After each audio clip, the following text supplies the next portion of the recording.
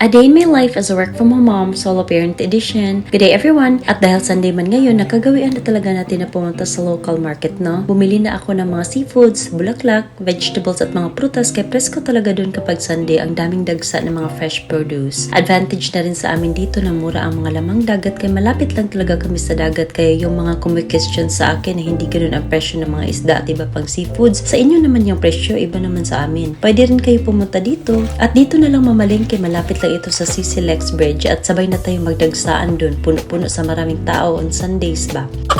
Hoy, nag-imbita pa. Anyway, in-arrange ko na nga itong mga pinamili kong seafoods, mga gulay at saka prutas. Ang budget ko originally ay 2,000 pesos pero nasa 1,800 pesos lang ang nagastos ko lahat dyan. Konti lang rin naman kasi ang pinamili ko ngayon at usually maglalast na sa amin yan ng 2 linggo ni Jeff kasi nakapag-grocery naman ako the other day ng iba pang mga karne at gulay. Gusto ko lang talagang dagdagan minsan dun kasi gusto ko rin makakain ng seafoods. Hindi kasi ako namimili ng mga seafood sa grocery. Feel ko kasi mas fresh dun sa local market. Siyempre, pipili tayo ng fresh, no? Baka mahawaan tayo ba at maging fresh na rin.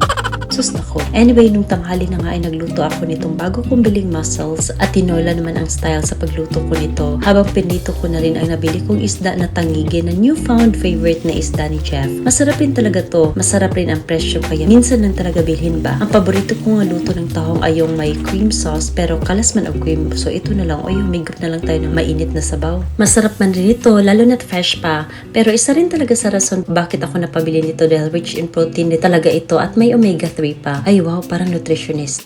Ay, nag-research talaga ako ng konti, oy.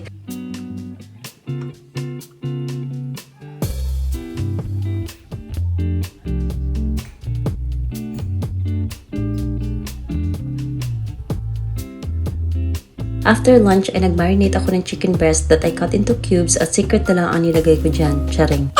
Sa next post na lang, imamarinate ko muna yan ng 1 oras at magja-jogging muna ako sa labas. Gusto ko sana dito na lang sa loob kasi introvert nga ako. Pero bilhan niyo muna ako ng treadmill, oy. Nanglimos pa.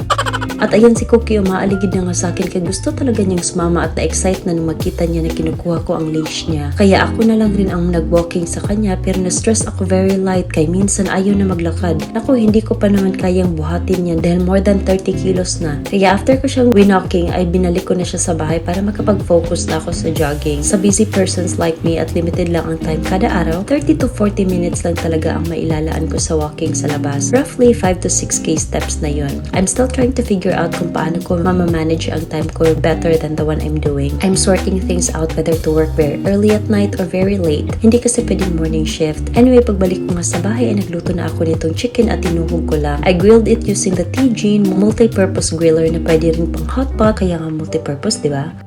And I'm also making a couscous salad right now to pair with it. Itong couscous, parang mais na pino lang ang lasa nito pero mas packed with nutrients ito at nabili ko lang ito sa The Marketplace na grocery dun sa international section nila. Pero si Jeff magra-rice talaga yan kaya hayaan ko na lang. We had a great dinner though.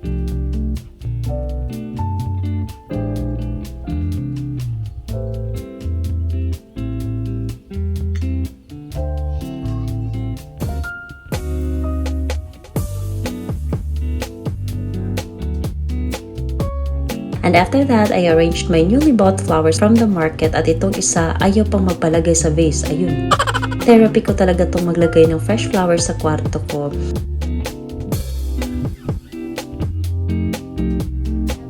These are not perfect as always but it will be better than the previous ones kaya keep on grinding na lang and not let negativity get into you. After all, this isn't the perfect world and that's all for today. Thank you so much for watching. Bye!